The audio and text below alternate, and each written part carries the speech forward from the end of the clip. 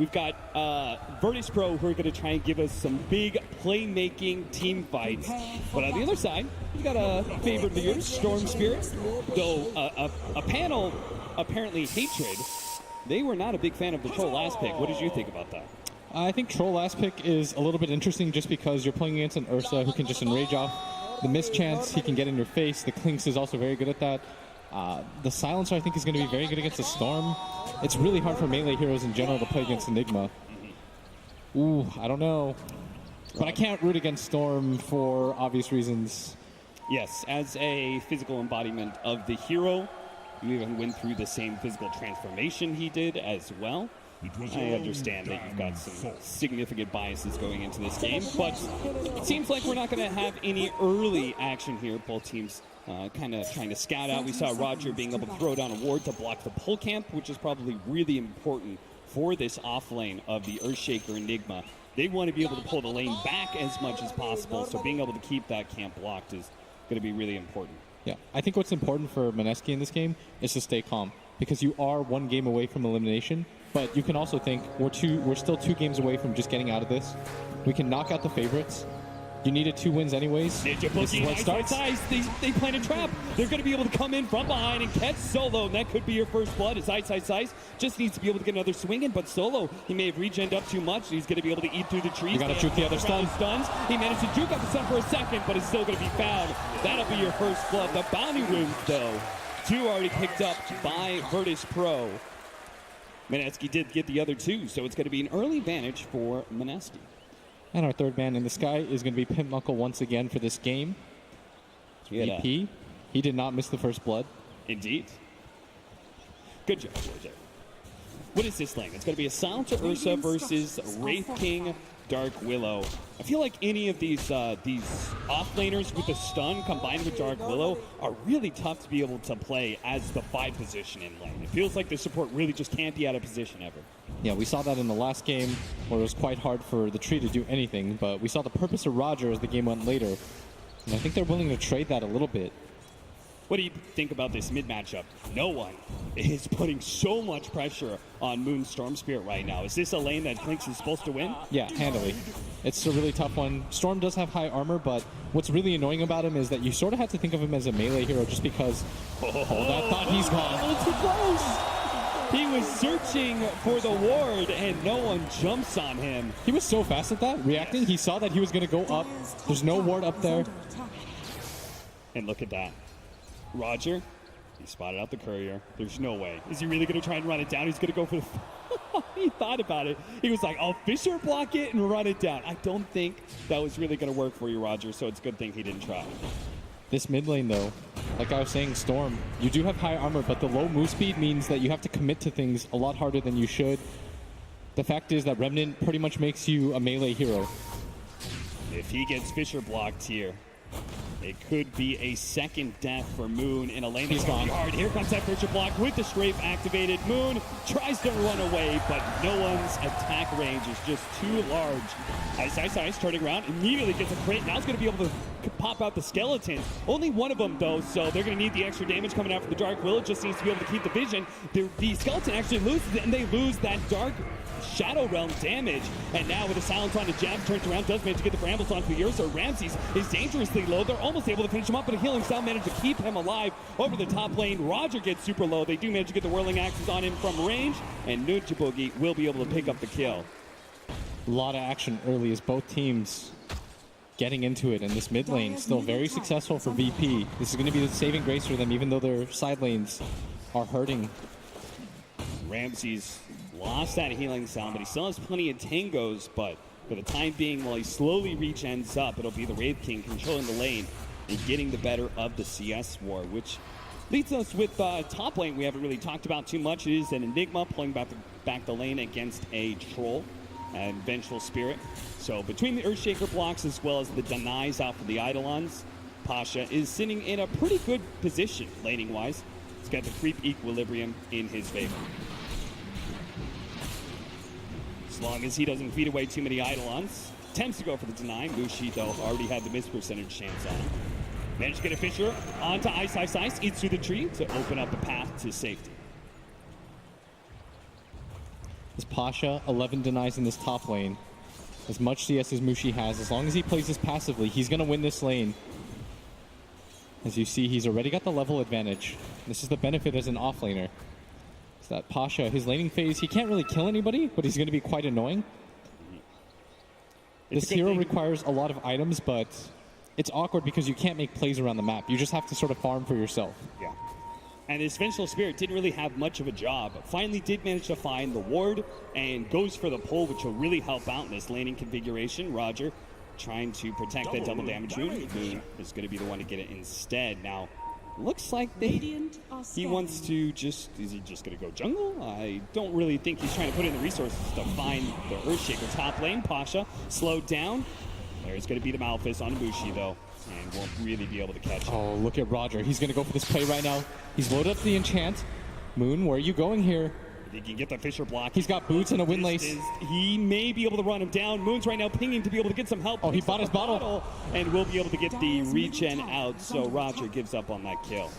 He's still kind of holding the area, but Moon's going to be more than healthy enough to survive.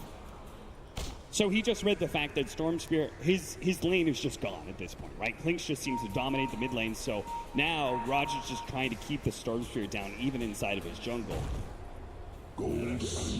Bounty runes picked up by Roger there, so VP do manage to get 3 out of 4. So not only does it seem like they're winning the lanes because they've got the top 2 CS on the board right now and a lot of denies from their off-lane Enigma, but they're also getting better control of the map via the bounty runes, a large part thanks to Roger. He's just freed up to rotate as much as he wants. And Roger's just walking back and forth. Still only level 2, but he's putting significant pressure onto the Storm. Doesn't allow him to play a Shrine. Can't really go for the bounty runes himself. It's not a very easy game for Moon to play, so he's trying to recover in the jungle, but the jungle doesn't really give you the same XP it used to. Right. Getting level 6 isn't going to be easy for him, and that's just going to allow this Klinks to further snowball ahead in this game. This is a siege wagon coming in. No one certainly could take that tier 1 tower. This top lane rotation, Pasha. The Eidolons are thinking about it. So maybe they will try for the dive as the creeps are going to tank up the tower for them. Pasha slowed down by the whirling axes. Now the wraparound from Ninja Boogie, able to land the stun. Immediately there's double TPs coming in. Pasha will still die in solo. Well, he actually gets into the tree, so he's going to be okay. But a hasted up Moon's might be able to help out to be able to get the kill onto Roger. He throws down a ward into the high ground, managed to get a 3-man Fisher off of it. But Moon continues to get him slowed down more and more. Will be able to pick up the kill.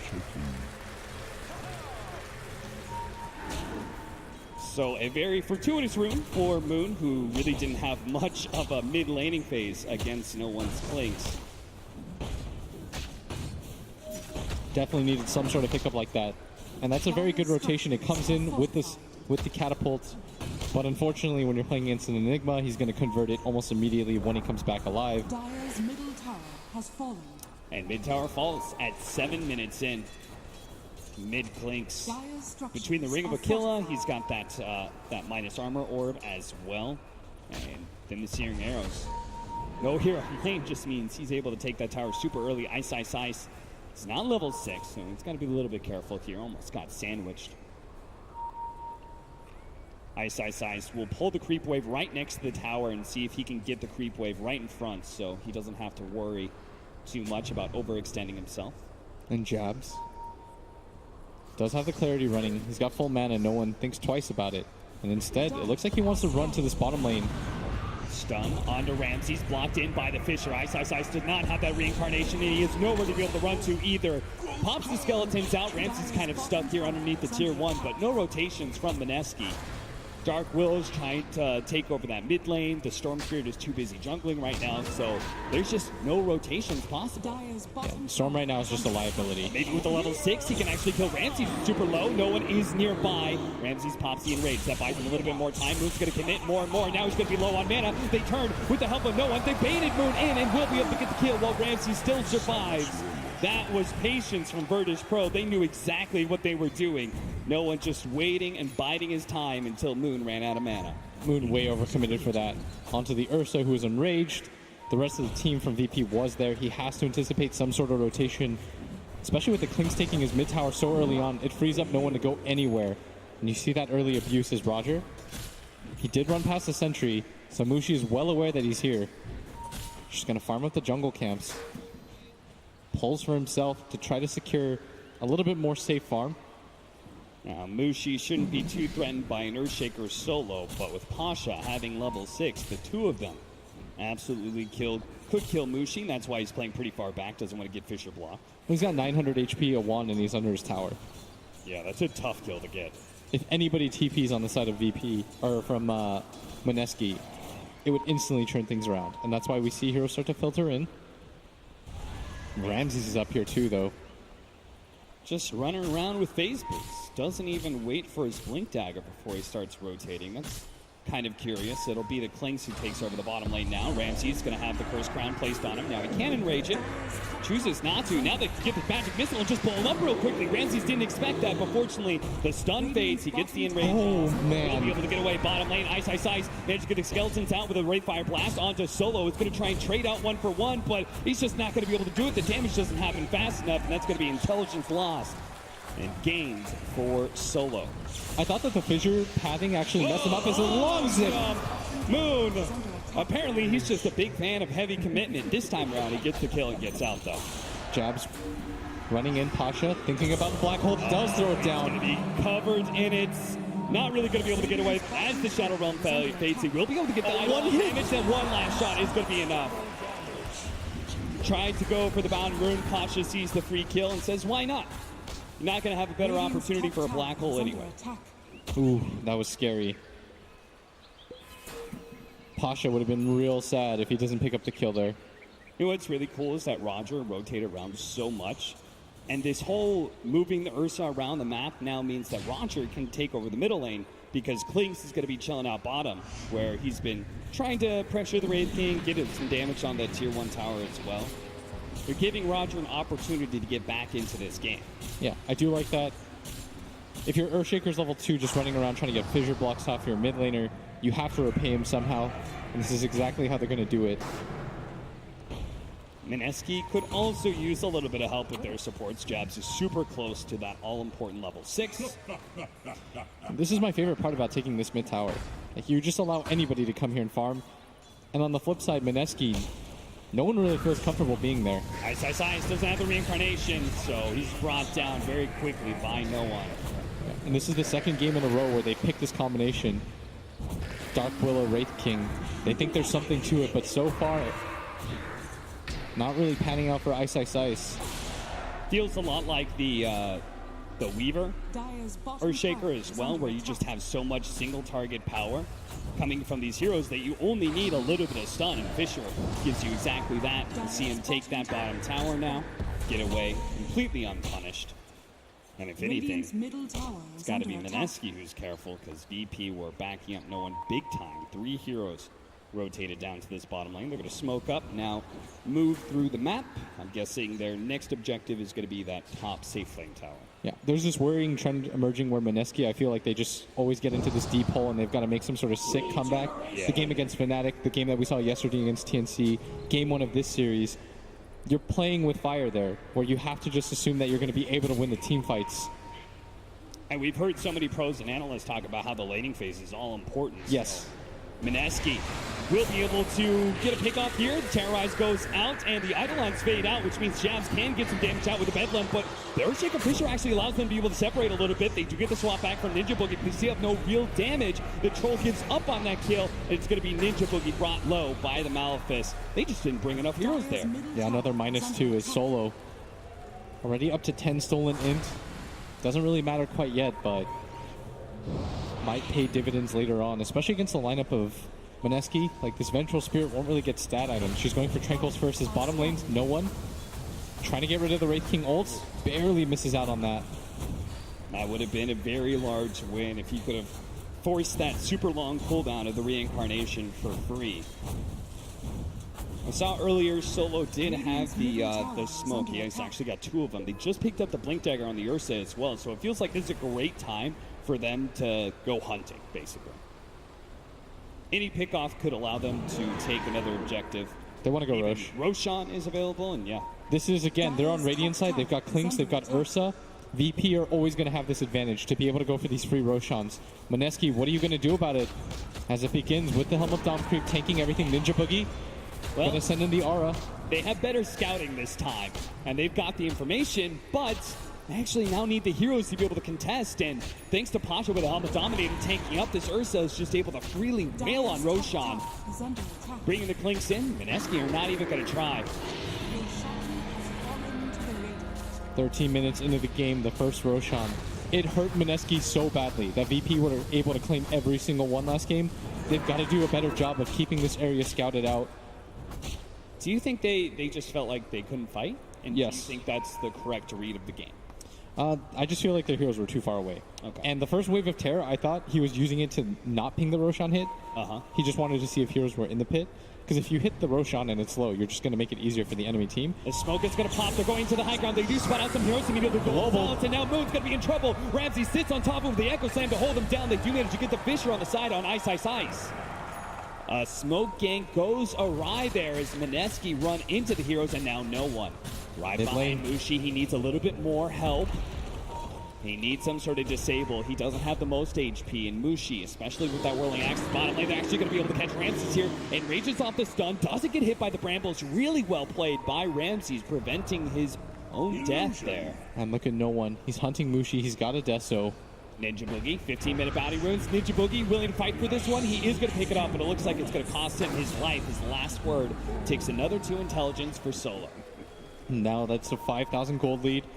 Mineski digging themselves into the same hole they did last game. But this time around, I feel like VP's team fight is going to prove to be a little bit too much. Is under attack. So they need to play faster with their lineup. They've got a Wraith King, a Storm, but the Storm has been hampered so hard since the laning phase that he's just trying to play catch-up.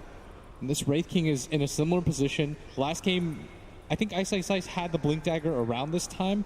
This time around, though, with so many deaths on his side, his top lane Mushi, the most farmed hero on his team, gonna go down for free. The Earthshine slow is all that's needed for no one to be able to claim that kill. Jabs and Moon do manage to find Roger. That's a pretty important kill. He's got Wand delay it a little bit, but it looks like Moon is going to be able to get that kill. Pasha jumped in, wasn't able to get the big black hole on a 2, so instead he'll take the Malphus kill on Jabs instead. Support for support. Virtus.pro, I'm sure, going to be pretty happy with that. And my least favorite part about playing Storm against Enigma is that you commit so hard with the roll that it makes it very easy for the Enigma with the Blink Dagger to just wait, find the perfect angle. When your team overcommits into the Storm Spirit initiation, you have a perfect hole target. And they already have to commit so much just to be able to kill some of the heroes, right? Like, Clinks is pretty tanky at this point. Ursa has his Enrage. The Earthshaker's pretty tanky. Yeah. And it's not even like the Vengeful Spirit is a guaranteed cancel or a save because of the global silence. As soon as Pasha goes in, you just pop the global, makes it very easy for yourself to play. It means that the Storm can't go for a Yule Scepter either. 12 to 6, a 6,000 gold lead already for Virtus.pro. They're just losing more and more room on the map as his top lane gonna get pressured up by this Ursa. He's got a Blink Dagger and Aegis. Doesn't look like Mineski want to defend this. Instead, they're going to go for the bottom tower trade. That's fair. If you don't have your Blink Dagger yet, sounds like you should be willing to trade out towers. Radiant's bottom tower As you take that tier 1, giving up their tier 2 in the process. The Blink Dagger is coming in soon for Ice. He just needs a little bit more gold, so will that be finally time for Mineski to start making some moves? I feel like you need a little bit more than that, but I don't know how much space it's going to give you. As Moon is going to go for the Yule Scepter. The rough part about that is, yes, you can take off the global silence, but if you just get black holed into the global, it doesn't really matter. It's going to Moon's going to have to play perfectly. That's pretty much his only solution. He's going to have to play scared of global silence, an instant echo slam, a black hole at any point. In fact, later he's going to have to worry about this Ramses, who's already got a basher. Later, it will be an Abyssal Blade. Solo runs away from the skeletons.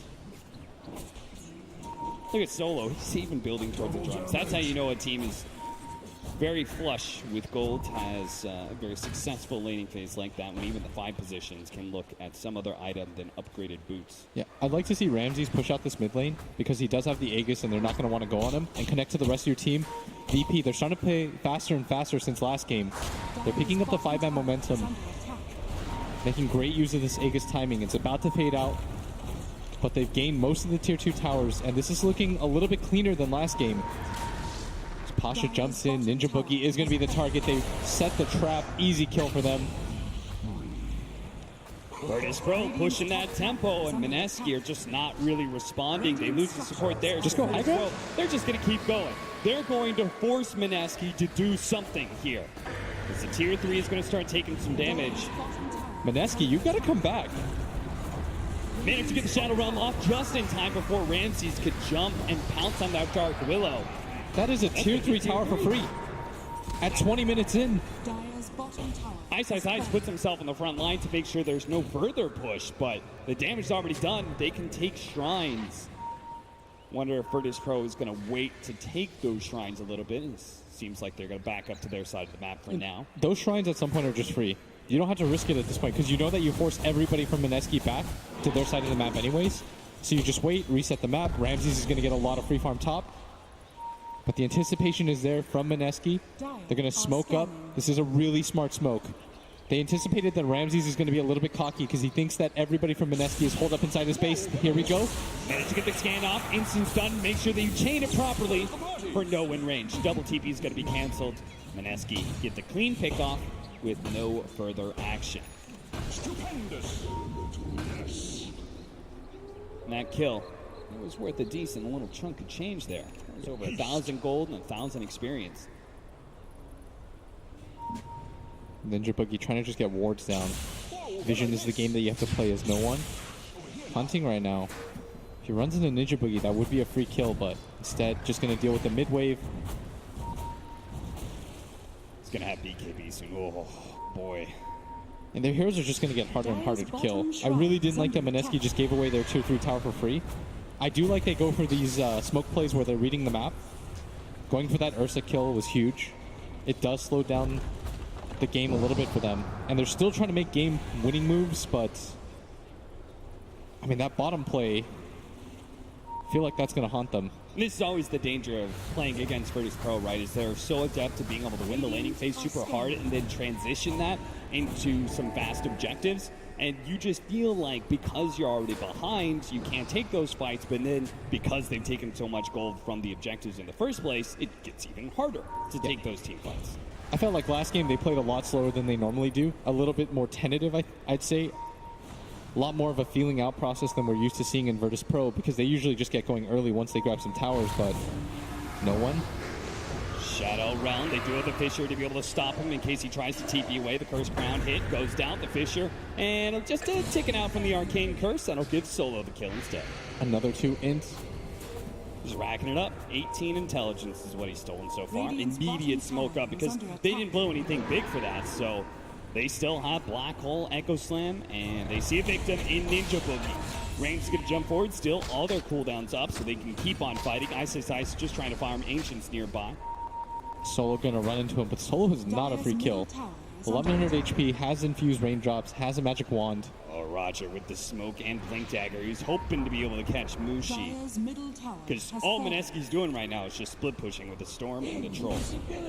Yeah, but at some point you have to fight. Well, Blade Mail and Ice is coming in soon. That'll help the BKB Yasha on Troll, and Storm did complete that Yule Scepter, but now we have the BKB on Clinks. Game 1, that was the turning point for Virtus.pro. It seems like in this game 2, it'll be the point where they put their stamp on this game, unless Mineski can get a big smoke gank and smoke pops. They don't have any detection, And they're gonna jump in. The Terrorize is going to be able to come in, grab some of those heroes. Echo Slam immediately comes out, and the follow-up, they manage to get the stun onto the Storm Spirit. And Chant Totem hit as well. Man, Moon has got to be able to get out of here with the BKB. Pasha, he's got the hole. Black hole, locked in, managed to get the swap in. Big time hit, managed to get a bash onto that Cling, slowing him down a little bit. Troll, he's being able to control him up, but finally managed to get away with the invisibility. And again, they just don't have the vision. Mushi's going to take out from the last word. Moon has no HP and only a little bit of mana, but it looks like Mineski is still one fight, and they're going to be able to find a fourth hero in this. Roger blinks away right before the wave of terror. A long jump. Moon is just popping a shrine. No one. He sees him. With the Fisher, no one, just by himself. He didn't even need the Fisher to claim the kill. Recovers that team fight just a bit. They kill both of the big cores of Mineski, and now Radiant's middle tower with that is under damage attack. They want more pickoffs. the threat eliminated. They only see Squishy supports. Ice tries to come in, immediately dies. They do have this Dark Willow with the Bedlam. Might be able to kill the Clinks, but Roger hits a beautiful stun. They see him for a moment, but the Shadow Realm has already faded. So instead, they're going to have to try and get the kill on Roger. Miss out on the Clinks, which would have been a huge bounty for Mineski. Ooh. And Mineski are the kings of making awkward fights look good. As I felt like that was an unwinnable team fight for them. But the way they jumped it, it created so much chaos. They sent Ice straight down the middle. VP didn't really know how to deal with that Wraith King. He was very disruptive in that fight. The global silence was used a little bit early as a result. Also, the way they start that fight, right? Ice, blink stunning. You've got not just Strafe, but also BKB that you can pop on this Clinks to be able to dodge that. And Ninja Boogie, unlucky, but is going to find it with the second ward. As we're going to see the team fight again. No one gets jumped on. That forces the reaction from the enemy side.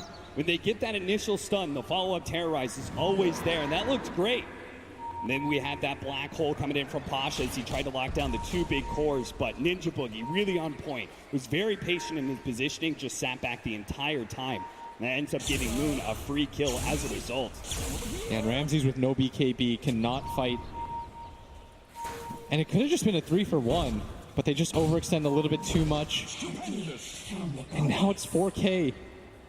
And just imagine if they had all backed up together Yeah. to Shrine, and Moon doesn't die by himself. I felt like the problem for Virtus.pro is that they overreacted once the jump in came onto no one. He's got a BKB. He's got a lot of HP to work with. He's not going to go down easily. He can strafe. You don't have to use both the global and the Echo Slam as a defensive measure because it means that your hole is going to be ineffective. Right.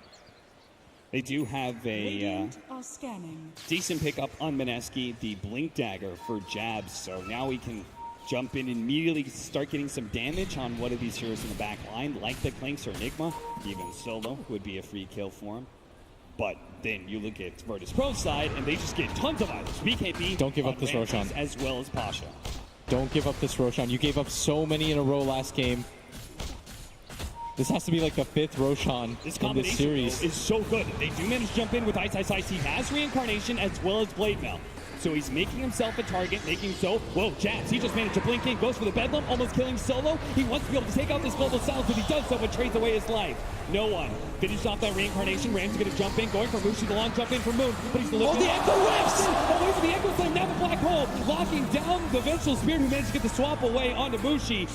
Oh, Moon. Roger's gone. Hit by this one. They do manage to take down Roger, but here comes no one in Ramses. Can Moon actually... Here's the sandwich. No mana whatsoever. Ice doesn't have a second life either. The Blade Mail will not stop no one from claiming that life. And that fight started disastrously for VP as the Echo Slam completely whiffs. They lose Solo, and the fight still sort of goes their way. They even use the whole Solo on a Ninja Boogie just to stop the swap. And they're going to go back into the Roshan pit. What's your response, Mineski? You've got 2 heroes here. The instant buyback from Ice. I really like that they're just not giving it up for free. You have to play around this one, but they're going to walk in and be disappointed as the opportunity doesn't exist for them to take it themselves. Maybe they'll just be able to buy time for Storm Spirit to come back naturally without having to use his buyback.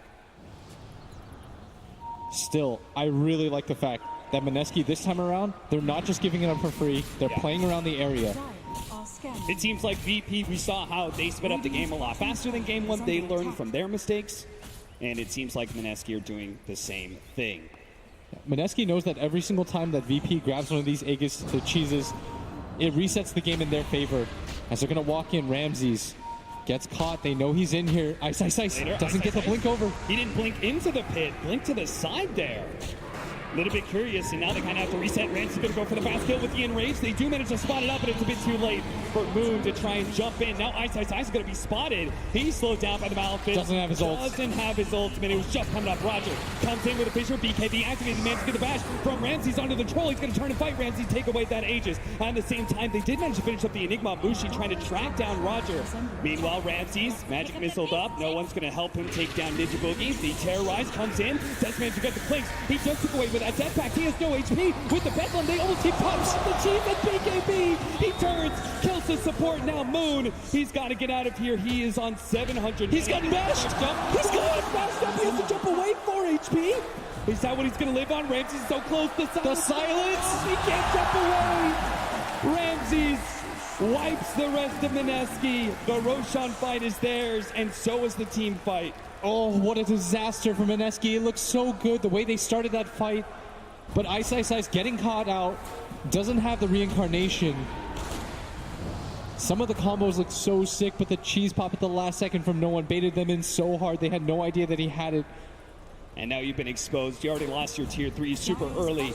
No one with the deaths later in the searing arrows. He will make short work of your buildings.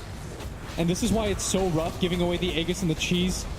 This is what swings the fights barely in their favor. If they don't have the Aegis, they don't have the cheese, they're going to lose that Clinks in that engagement. I have to wonder, like that blink in from Ice, that was a little wonky.